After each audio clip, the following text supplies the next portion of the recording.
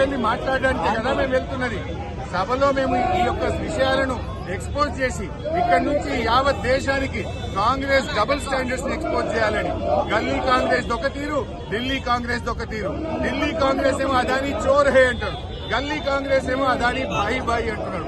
అంటే రాహుల్ గాంధీకి ఏమో అదానీ చోర్ లెక్క కనబడుతుండు, రేవంత్ రెడ్డి లెక్కేమో దోస్తు లెక్క కనబడుతుండు. మరి ఇప్పుడు రాహుల్ గాంధీది కరెక్టా, రేవంత్ రెడ్డి కరెక్టా? నిజంగా అదానీ చోరా, అదానీ దోస్తా? ఇలా రాహుల్ గాంధీది ఒక డైలాగ్ ఎట్లుంటది, ఇలా రేవంత్ రెడ్డి ఒకటి ఎట్లుంటది? ఇద్దరు ఒకే పార్టీ కదా. మీ నాయకుడు ఒక తీరు, నీదొక తీరా రేవంత్ రెడ్డి అని మేము అడుగుతా ఉన్నాం. మీరు ఎక్స్పోజ్ అవుతున్నారని భయపడుతున్నారా? మరి రాహుల్ గాంధీ మీ నాయకుడే అదానీ బీజేపీ ఒకటని, అదానీ దొంగని, అదానీ తప్పులు చేసిందని, అదానీ గురించి రాహుల్ గాంధీ తింటాడు. నువ్వేమో చీకట్లో ఒప్పందాలు చేసుకుంటావు, అలాయి బలాయి చేసుకుంటావు, మా అదానీతోని వేల కోట్ల రూపాయలు అగ్రిమెంట్ చేస్తున్నావు. ఇది ఎక్కడి న్యాయమో అని నేను ఈ రోజు రేవంత్ రెడ్డి అడుగుతా ఉన్నాను. అయినా మొదటి రోజు శాసనసభ సమావేశాల్లో గతంలో అనేక మంది శాసనసభ విపక్షాలు ప్రతిపక్షాలు అంబేద్కర్ నుంచి రైతుల పక్షాన గడ్డి పట్టుకొని పోయిన సందర్భాలు ఉన్నాయి, కన్నీళ్లు పట్టుకొని పోయిన సందర్భాలు ఉన్నాయి.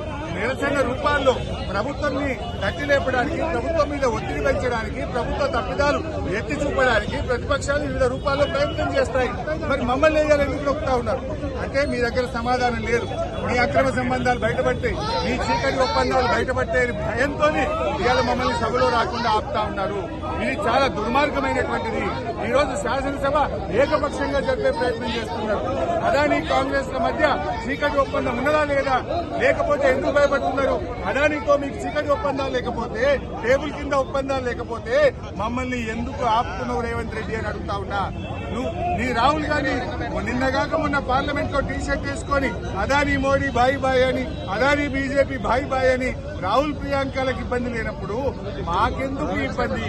ఎందుకంటే నువ్వు తప్పు చేసినావు, నువ్వు చీకటి ఒప్పందాలు చేసినావు, నీ అక్రమ సంబంధాలు బయటపట్టే భయం పట్టుకొని రేవంత్ రెడ్డి గారు మా గొంతు నొక్కి శాసనసభలకు పోకుండా బీఆర్ఎస్ శాసనసభ్యులను అరెస్ట్ చేయడాన్ని తీవ్రంగా ఖండిస్తా ఉన్నాం. హిట్ టీవీ యాప్ ని డౌన్లోడ్ చేసుకోండి. ఇందులో short news, live news, entertainment movies అన్ని అవైలబుల్ గా ఉన్నాయి. Please download hit TV app. Hit TV app ని ఫ్రీగా డౌన్లోడ్ చేసుకోండి.